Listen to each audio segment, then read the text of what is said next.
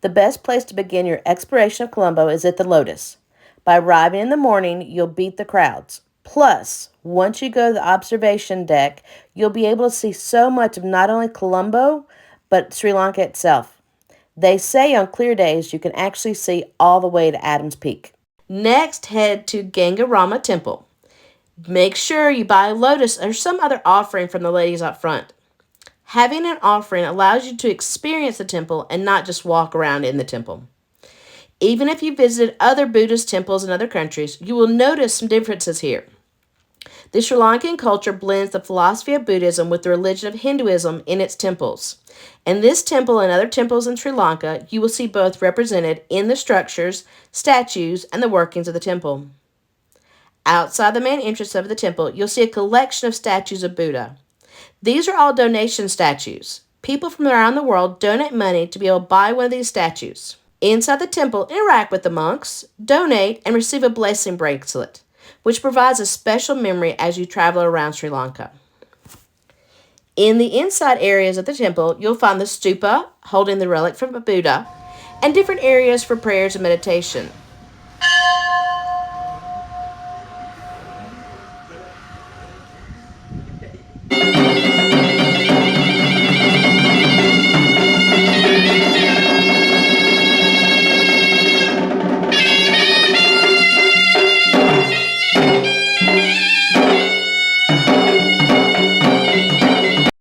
In the very center of the temple complex, you'll find an amazing Bodhi tree. In Buddhism, the Bodhi tree is sacred since Buddha was sitting under a Bodhi tree when he attained nirvana. The next stop should be the Buddha Statue Park. This 38-foot Buddha is in the Ava Murta pose, which means blessings and protection. Continue your journey to Independence Square. This square was built in 1948 to commemorate the independence of Sri Lanka from the British. The main building is a replica of the meeting area in the Temple of the Sacred Tooth relic in Kandy. The square also includes a beautiful garden and a statue of the first Prime Minister of Sri Lanka. And then now we are in Colombo, right? So then tomorrow we are going up to Jaffna, very low.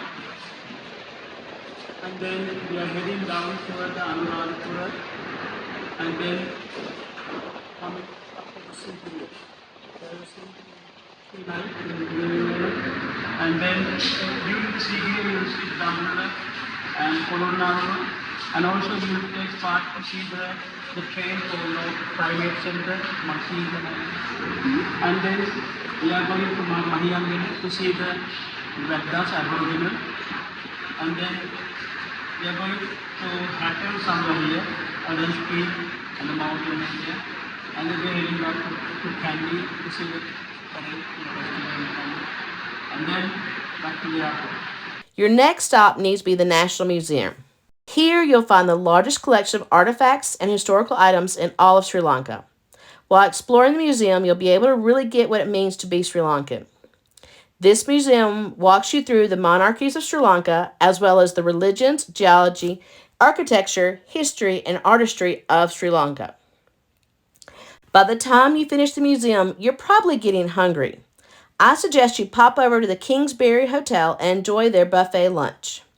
At the Kingsbury, you'll get a wide variety of Sri Lankan foods, from salads to your main dishes to some amazing desserts.